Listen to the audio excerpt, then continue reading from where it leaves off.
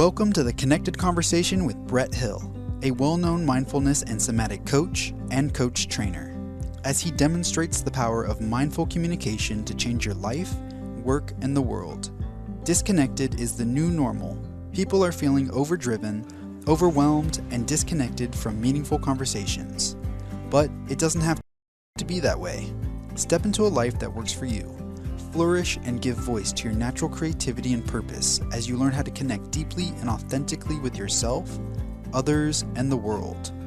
The Connected Conversation with Brett Hill starts now. Hello and welcome to the Connected Conversation podcast. I'm Brett Hill, your host. I'm a mindful somatic coach and coach trainer, and I'm so passionate about the impact that mindful communication can have on us all, have on the quality of your life, have on the quality of your relationships, of your work, of the people that you talk to. It can really, truly up-level your entire life across so many aspects of our engagements in the world. That's why I say it's like the skills and the practices that it takes to learn how to communicate mindfully. Sort of like the byline that I use is like learn how to have ordinary conversations become extraordinary experiences. And in this particular episode, we're going to talk about something that is really, really pervasive. And that's basically the sense that people these days, they often feel pretty disconnected. People feel kind of removed from a life of meaning and meaningful work and deeper kind of more lush interactions with people and kind of the juice of life and the stuff that makes it all worthwhile. And there's a sense of kind of despairing and almost in the general populace or among many people, quiet quitting and the great resignation and, loneliness and people reporting disconnection off the charts. And like, what's up with all of that? And what can we do, or can we do anything? And I want to talk about this in particular because it's really important to me, as there are specific things that you can do to help kind of swim upstream. So what do I mean by that? This is kind of a bitter pill to swallow sometimes when I say that the culture that we live in, the society that we live in, is actually working against our capacity to connect to deeper meaning in our world. And if you just took a step back for a moment and look at all of the ways that all the messages that we get 1,000 times a day about what should be lighting you up. What are the kinds of things that, if you looked at the world of social media and advertising and commercials, what are the things that are being presented to us in mass that are intended to get our attention and to motivate? And if you think about it, it's not a lot of, hey, let's connect deeply and find meaningful connection with each other, as much as it is, what can we do? How hard can you work to become excellent at something? How much effort are you willing to put in to achieve success, to be beautiful, to stand out in the crowd, to win a prize, to have your moment of glory, so to speak? From everything from the problem is everything on the sensory level is dialed into the extreme zone. If you look at, what gets on television or the headlines, everything is designed to simply jangle your nerves in a way that kind of grab your attention. It's like, it's a relentless, I'm going to use the word assault on your senses, because that is actually what's going on. We're seeing so much of this happening. And there's an impact to that. And so actually, just to kind of make a point here, I'm just going to go to on my computer here. I'm just going to browse to something like, let's say, the Seattle Times, because I live in the Seattle area. And I'm going to just look at some headlines and kind of tell you what I'm talking about here, for example. Okay, train derails, spills thousands of gallons. Yikes. Okay, here's another headline. Your work week is extinct. That's a powerful statement. Wow, it's kind of like dramatic drone photos show where the land gave way under California homes. It's like there's so much kind of intensity around all of this. Robbie Ray is throwing gas again. Well, now, if you think about the notion of throwing gas, that's a pretty big kind of deal if someone actually throws gas. But if you looked into it, what does it actually mean? He's probably saying something. And so it's sort of like fairly intense stuff. And it's just endless numbers of these that are intended to grab your attention as much as possible. And so there's these notions of like hooks, right? It's kind of like they want to hook your attention by jangling your nervous system. And I'm not down on media. I'm not here to say, oh, you've got to turn off all your media and your phone and all of that. I am trying to point out that there's an impact on it. So then you look at the television shows, it's like extreme sports. It's like Survivor, hey, that can even be fun, but it's sort of like, we're going to compete and only the most, engaged, and the person who wants it the most can survive. And that message is just everywhere. Now, how much of that is about let's have connected, meaningful lives? Let's find out what's really true for you in terms of who you are and what lights you up? Not a lot. And so consequently, tens of thousands of messages like that coming at us every day for years and years and years has a dramatic impact on the way that we relate to each other and what we expect. It actually becomes normal to live in a world where we don't connect that much. And in the technology we have, where we can text each other, where we can send email to each other, where we can post on social platforms without actually face-to-face or, virtually or otherwise knowing kind of who's there or what's going on in a more somatic way, in a more present way. This discontiguous in technology, they call it asynchronous communication, where because I can send you a message at 1 and you can get it at 1:30 and you can reply at 1:45, as opposed to, hey, how's it going? I'm pretty good, back and forth in real time. Synchronous communications. When that becomes the norm, the question is, what's the impact? And after a very long time, this impact becomes, people start to report as they are. I don't feel like life is that juicy. It's like I'm missing the connection to meaning. And so what can you do about that? And also, I should say, there's a really good book out that is about this as well. And so it's for some reason, it just tripped away from my thoughts, but it's a book on the new normal, of disconnected from meaning in the new normal. It's really and it's basically the notion of what we have become is a culture where disconnection is considered normal. And it has a really dramatic impact on who we are and how we engage. There's a neurological effect. There's a biological, chemical effect on us whenever we do that. And so consequently, what do we do? How do we re-engage? The book is called The Myth of Normal. That's the one, the myth of normal. And the notion is, of course, it's about what we consider to be normal isn't. It's not normal for human beings to live this way. And if you think about that, it's like, well, what do you mean? What's that about? Well, technology and our modern world, if you will, has developed so much change, introduced so much change into our lives that we don't have the capacity to adapt that fast.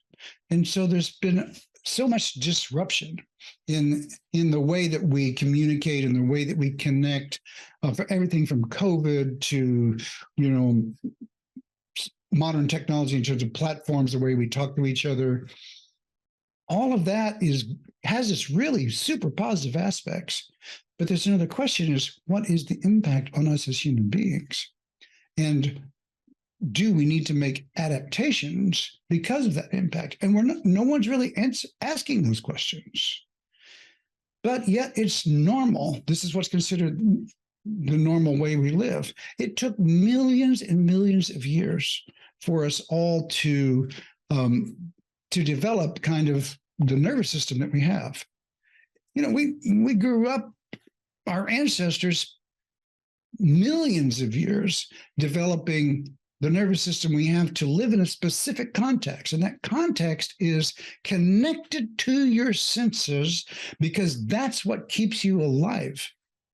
That's what keeps you from, rushing into a scenario where there's objective danger from other animals or the climate or context, or in some cases other people, in terms of tribes or conflicts among people where you can be in danger. And so it's like very connected, and it mattered, because if you weren't connected in that way, then you didn't last long. And you were a threat, if you were, to not only yourself, but to the people that you were close to.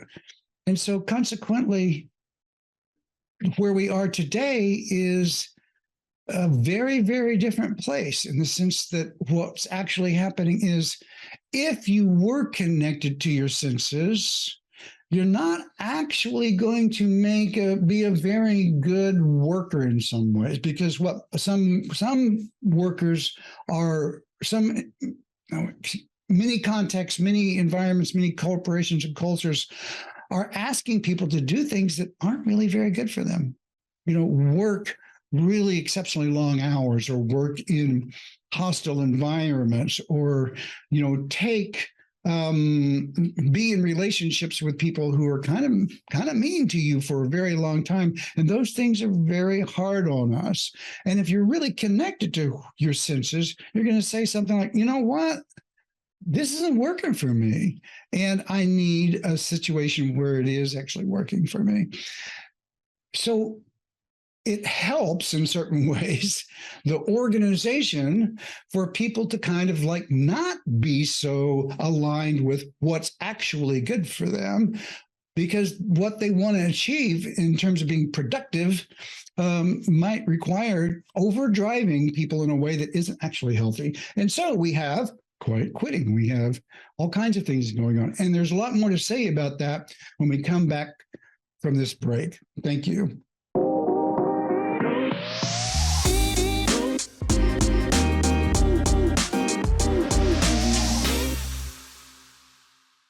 Hey, welcome back to the Connected Conversation. My name is Brett Hill, and we are talking about the nature of being disconnected in our culture, the way that we wind up living in a world where we just don't feel like, things are happening in a way that's satisfying and nourishing. And that's kind of a big word in my world, nourishing. And So, in the previous segment, we were talking about how this comes to be and the way we engage in the world and the number of messages that come our way that encourage us, that kind of keep jangling our nerves, and the number of messages we get that are trying to capture our attention, as well as the fact that we work in contexts that aren't necessarily good for us, where people kind of want to overdrive you. Burnout is a thing. It's a really important thing right now at epidemic proportions. Now, how does that happen? How is it that people get into scenarios where they overdrive so hard that they actually crash and burn, they burn out? What's going on there? It's like, of course, they're tired, but they get up and they work, and they get tired and they get up and they work, and they're overstressed. And there's an impact from that matters. What happens to your relationships? What happens to your organizations that you're part of? What happens to the businesses that you're working in? What kinds of purchases do you make when you're in that state? Important things can happen. And they might not be that well informed or that healthy. All those things are likely to suffer. So what do you do? What do you do about it? Well, step one of this is to first acknowledge that this is a real thing, and it matters, that you matter, and that your well-being is the number one thing. That it's like if you're it's like they say in an airplane and the oxygen masks come down, if you don't take care of your own oxygen, you can't help anyone else.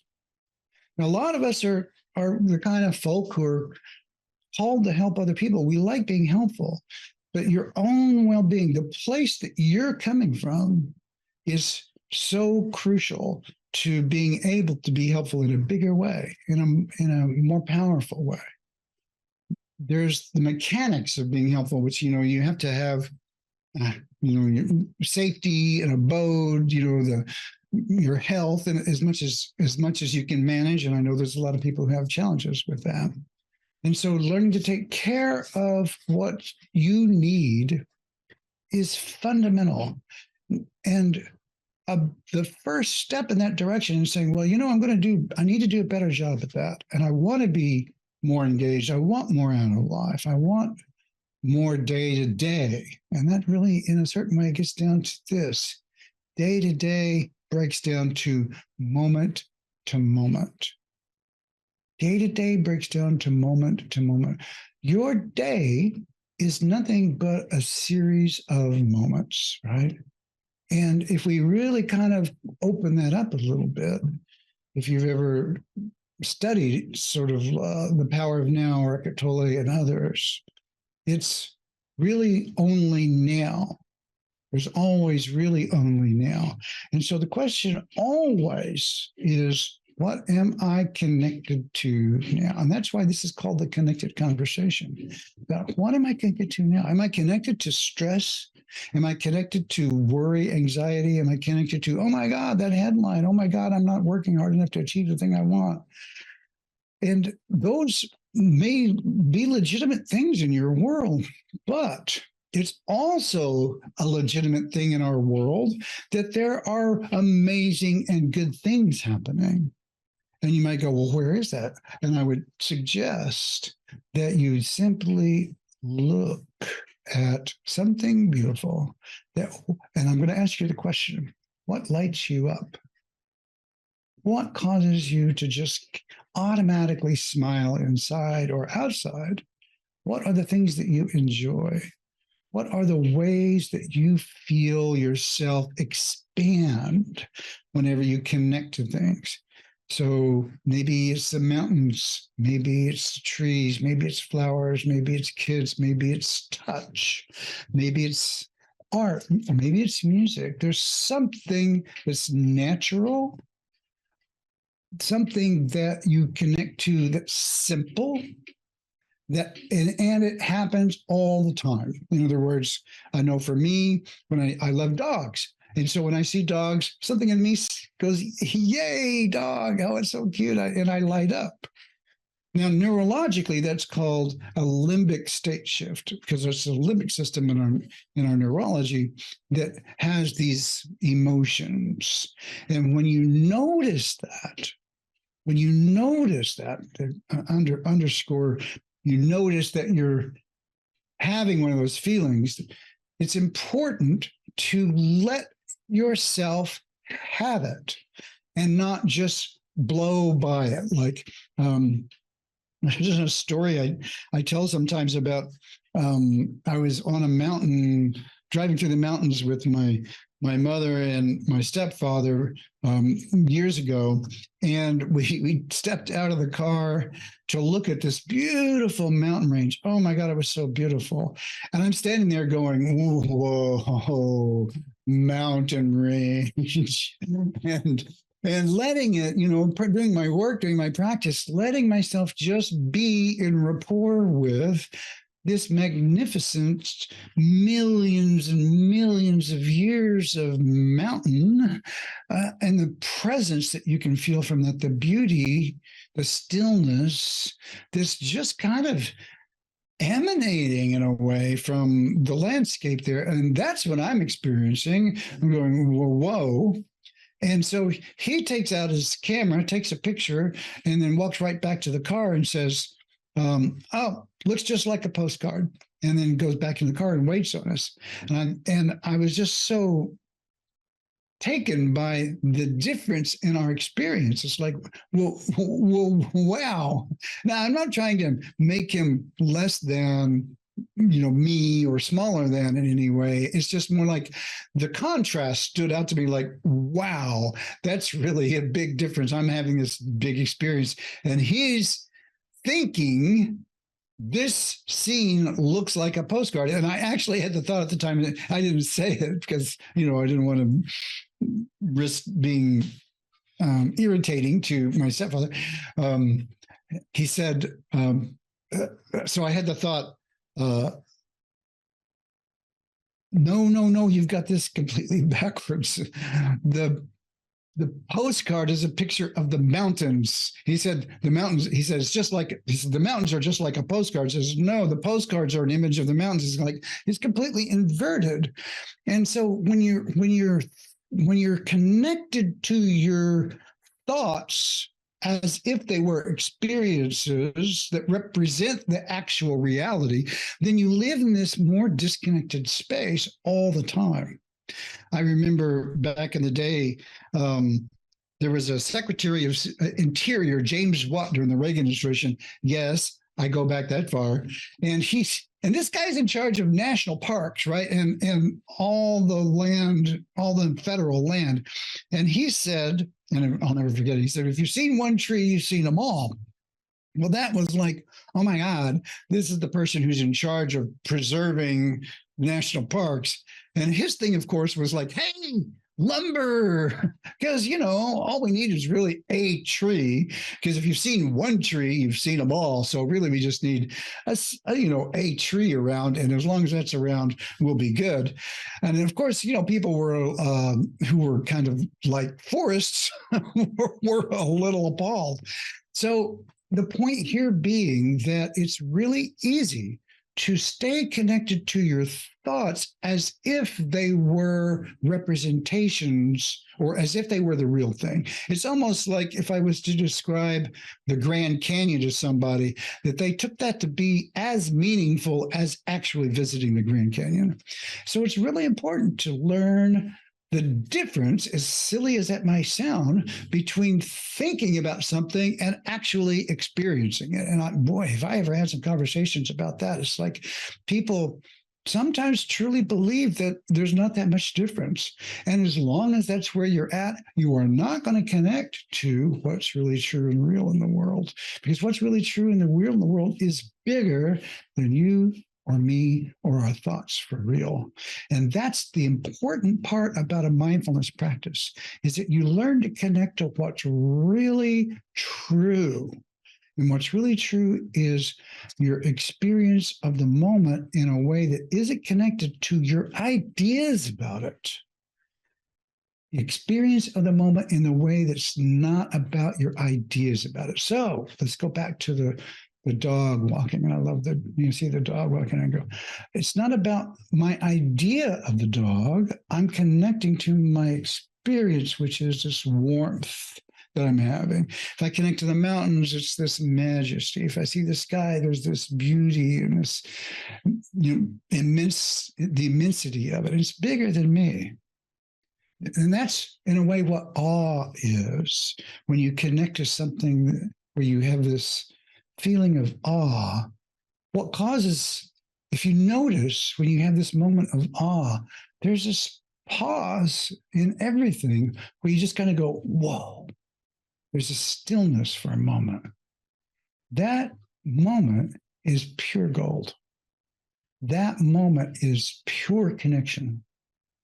And those are the ones that you want to have more of in your life to create more nourishment, beauty, goodness, and up level your moment-to-moment experience.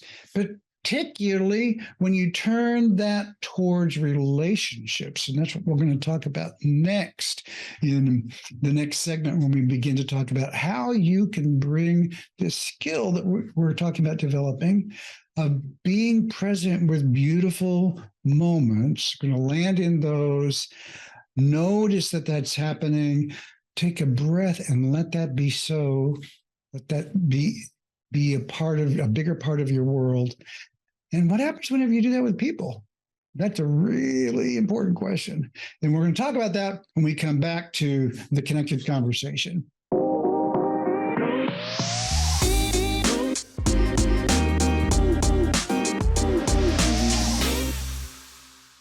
And welcome back to the Connected Conversation. I'm your host, Brett Hill. I'm a mindfulness and somatic coach, and I'm talking about the things that I'm really passionate about in this show. And the main thing is mindful communication and the power of it to help us have lives that are really rich in connecting to meaning, to the intimacy, to authenticity, many of the things that we just long for in our world and our relationships, and to world and to work as well. So within the domain of being mindful and connected to people, to yourself, it starts with you. You have to start with being connected to yourself before you can connect very well to others. And that's kind of the trick here. It's people want to be connected to other people, obviously, the world, deeper meaning in our work and in our life. Yet they haven't necessarily spent much time with connecting to what's true about us and within us. And so sometimes I ask the question, like, how can you connect with other people if you can't connect to yourself? How can you connect meaningfully to work if you can't connect to yourself? And so what does that mean, to connect to yourself? And so I just like to give some brief examples of how you might go about doing that. In the previous segments, I was talking about connecting to beauty, connecting to awe. And just to pick up on that for a moment, when you notice those moments, and they can be very subtle, like you step outside and you see a flower and you go, oh, that's pretty. When you notice that you have a moment like that, where you notice something and you go, oh, beauty, truth, peace, justice, grace, anything in those, love, right? Kindness. Let yourself first notice that that's happening. That's really important, because in that moment, you become mindful.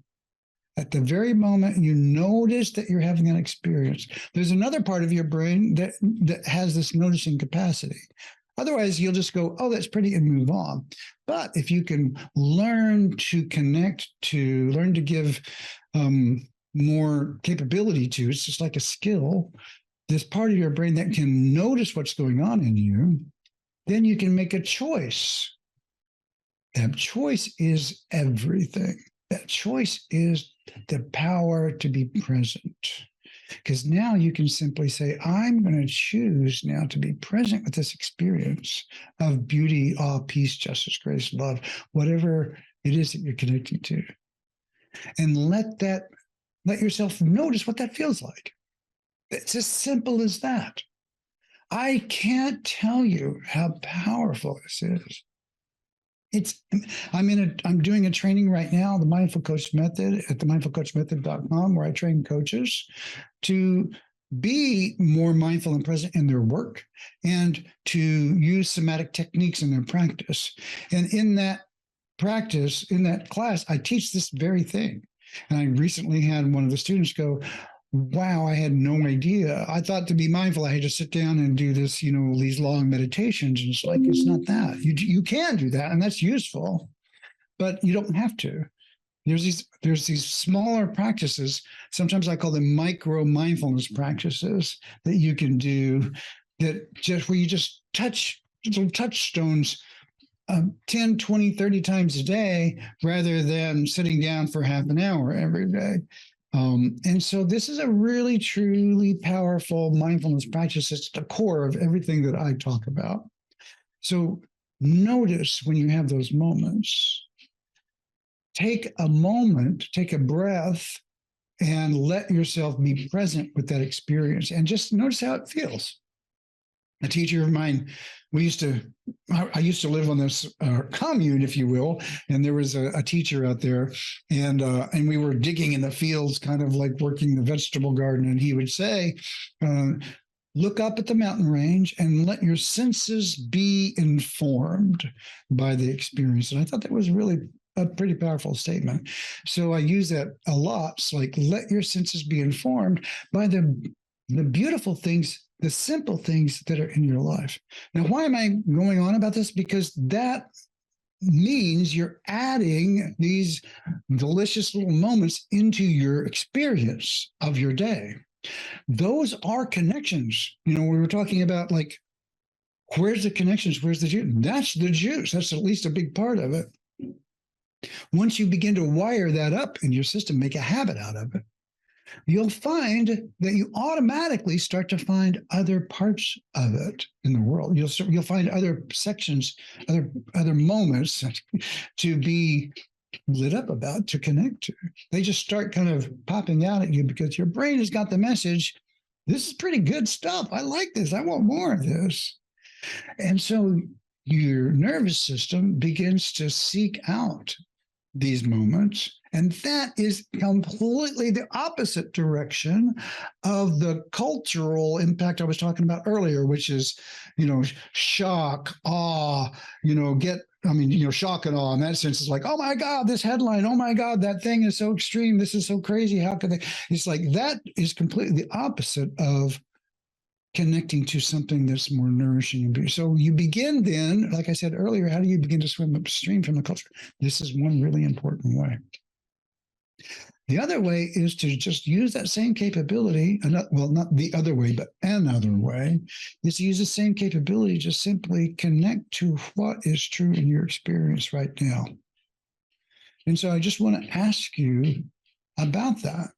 Like, regardless of what you're doing in the world, there are some situations where this wouldn't work, but if you can, I'm just going to ask you, take a breath and check in with yourself. Check in with yourself. What is true for you right now? How are you feeling now? And regardless of what that is, don't try not to judge it. Go, oh no, it feels terrible. Just notice and name. So that's the technique. Notice and name. Noticing. Breathe, check in, notice and name. Oh, I'm feeling stressed. Oh, I'm feeling worried. I'm angry. I'm lonely. I'm in pain. I'm excited. Not judging what it is. And that's the other part of being mindful is learning to practice being non-judgmental. And by that, I mean, I can't do this right. I've always got this wrong. I'm always in pain. It's like, the I'm always is a distraction from the noticing. Because then you go into a story about it. And it may be a true story, but that's not what that practice is here. What we want to do is we're not trying to take away from the truth of a circumstance. We're simply trying to name and notice it. So we're not trying to make meaning out of it. Like, oh, I'm always stressed out, and that means this. So you want to stop at the "and that means" and simply just go, oh, it's just me paying attention to myself, and I'm noticing, oh, I'm really stressed. Yeah, I am. That's a fact. It's a fact of my moment that I feel stress. Yikes. What's it like for me to feel this stress like this? Oh man, I feel jangly. I feel reactive. I can feel tension in my body. When you are saying those kinds of things, bang, now you are connecting to what is true for you in the moment. And that is the very skill that you need to find your way to deeper meaning in the world. Because if you aren't connected to that, then how can you connect to the world in a meaningful way? Because you aren't in touch with what's true for you. If you're just ignoring this and trying to act like it's not true, you're going to drive yourself to burnout, and you're going to wind up making decisions that aren't factoring in the truth of what your world is like. And the problem with mindfulness practices, and I talked about this in one of the earlier episodes, Can Mindfulness Be Harmful? Is that once you start to look inside, sometimes you find stuff that isn't so pleasant. And so people just want to flee the scene. You know, it's kind of like falling down off your bike. You go, ow, that's not fun. I don't want to ride the bike.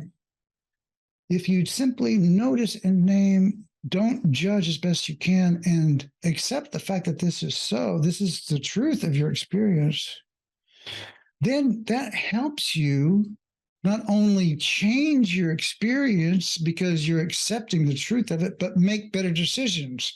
You know what? I am going to take a week off because I am really stressed out, and that really needs to happen right now.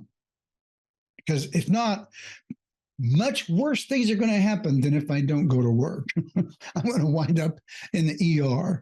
I'm going to wind up with a divorce. I'm going to wind up, some other catastrophe happening in your world. It's like, that would be a better decision in that case, because it's connected to what's really going on for you. And that's what we all want. We all want to connect to what's really going on, because that's how we create meaningful connections with people that are based on something that's more substantial than, success or glory or fame or recognition. Something that's more substantial than being recognized in a specific way. We're talking about being connected to the world of your life in a way that allows you to take action that's informed by your truth. What could be better than that? To be able to connect with people and your world directly, personally, experientially.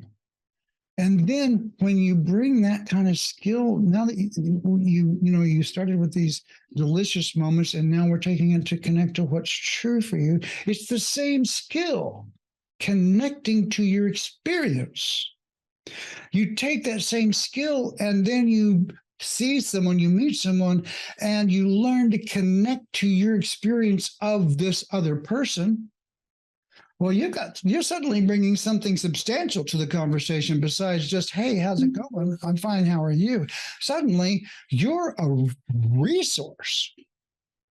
You're someone who is connected to your world in a substantial way. And whenever you start to interact with people, you're going to connect to them. You'll have the opportunity to connect to them in a substantial way, because that's what your experience is. I'm someone who connects in a substantial way. I know that is a skill of mine, and it happens. And you can do it on purpose when you wish, almost any time.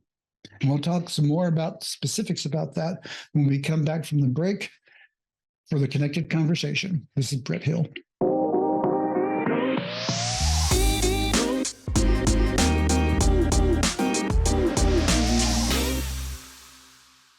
Welcome back to the Connected Conversation. My name is Brett Hill. I'm a mindful somatic coach and coach trader. We were talking about connected conversations. Imagine that. And so, how do you create these connections? And if you've been listening for the last previous segments of this show, I've moved through like how we wind up in this disconnected place and how the culture gets us to a place where we're kind of disconnected all the time and keeps you there. You could spend a lifetime not connected to, what's really true for you, and feeling kind of like, to kind of be dramatic about it, almost like an empty shell sometimes. That's the risk, right?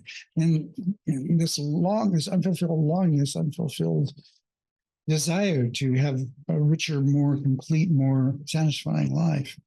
And what's the pathway to that? And then directing your attention to your senses, to where you begin to give some attention to when are your senses lighting up, and that's going to teach you things like, and I say teach you in the sense you're going to learn from this, the things that feel really good in your world. Like, what are the things that feel great automatically that are simple, simple little touch points of awe, beauty, connection, inspiration. Noticing those, adding on purpose those moments to your life. And then that's going to help you also learn to notice what doesn't feel so good. Things that you're noticing that, this isn't really adding beauty to my life. This is actually taking away from my vitality. And I really kind of would like to not have that as present. And so you can make more informed choices about the things that are going to help you. Now, the other key practice of this is straight up mindfulness, like looking inside, being present with your experience, noticing and naming that experience, and then just accepting the truth of it as an experience. And without going into a lot of detail on that, like, for example, let's say that because you might be thinking, well, some of my experience is not so good. And that is very true for a lot of us, right? Some people have very, very serious circumstances. But the practice of mindfulness is not about immersing yourself in negativity, but if you spend all your time trying to dispel that, then you wind up in an inner world where all of your work is about staying away from how bad things are inside of you. Better to let's just say that I walked into a room and it was just chaos, and and I can either just go, oh, this room is a mess, I don't even want to deal with this room. You close the door and you never go back in, which means there's a completely unused place that you just never go in because you don't want to deal with it. So you just ignore it, or you accept the fact of it being messy. You go, okay, well, me ignoring it doesn't fix it, and me getting angry about it doesn't make it better. How do we make it better? You begin the work of cleaning. But you can't even begin that work until you acknowledge it and decide, yep, this is true, and I want it to be different, and I'm going to do something about it. Now, in your relationship to that work, you can be all spun up about it. Oh, this is unfair and it shouldn't be happening and it's not right. And those things may be so, but is that a really great experience? Is that the experience that you want to have? And I'm going to say here, you're at some choice about that. I'm not saying that you need to be okay with injustice at all. I am saying that you can choose whether or not that's going to run your life from a place of feeling like your moment is really trash because something unfair has happened to you. Here's another saying I say, it's like, if in a world with unlimited beauty and unlimited difficulty, Who do you choose to be? There are many, many places where there's a lot of problems in our lives. And I can be in relationship with those problems all day long, or I can add some of these beautiful moments to my life and be in relationship to those as well. So that I have both beauty and difficulty, and they are both a part of my world. And I accept that and let that be a fact, because it is a fact. It's like if I broke my leg, I can rail about, oh, my leg is broken and it's unfair and that's, my world is trash. And those things may be true. But is that the experience that I want to have all day long? I would think not. I would think that if I'm railing about the fact that I've got someone broke my leg and it's really impacted me and I'm unhappy about it all day long, and something beautiful is happening right in front of me and I can't connect to that because of it, I'm missing the moments of my life that are the very moments that I wish I had. They're right in front of you. They're right in front of you. Often say they're like diamonds littered on the ground. We just don't notice them. And so I'm inviting you to connect to your experience. Take a breath, notice what's it like to be and just say, yeah, that is so. It's like this. I'm feeling happy. I'm feeling sad. I'm feeling stressed. I'm nervous. I'm anxious. Okay, what's that like? Yeah, it doesn't feel great, but that is a truth of my experience. And just let it be. Yeah, okay, so what might you do as a result of knowing this? Well, I'm going to lean into this, taking a breath and relax. Relax. Take a moment just to notice. And accept the truth of it. For many of us, it's just hard. It's just hard. Yeah, let it be so that it's hard, because it is, and acknowledge it. And that means that you're working hard because you care. For most of us, we care about having a better world, a better life. We care about other people. And if that's true for you, if that resonates with you, let that be so also. I'm someone who cares. It's just a fact of who I am. I've always cared. I've always connected to beauty. I've always connected to the things that light you up, the ways that matter to other people. You want to be inspiring. Maybe you want to be a healer. Maybe you want to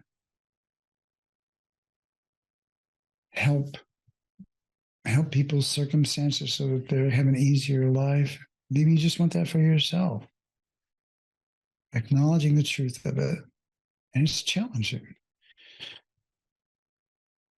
Taking a breath, graciously accepting the truth of it, and then letting yourself ground in, I would bet that you've been with that urge, that desire for most of your life. That it's something that you want to connect to help others, to be a force for good in the world for most of your life.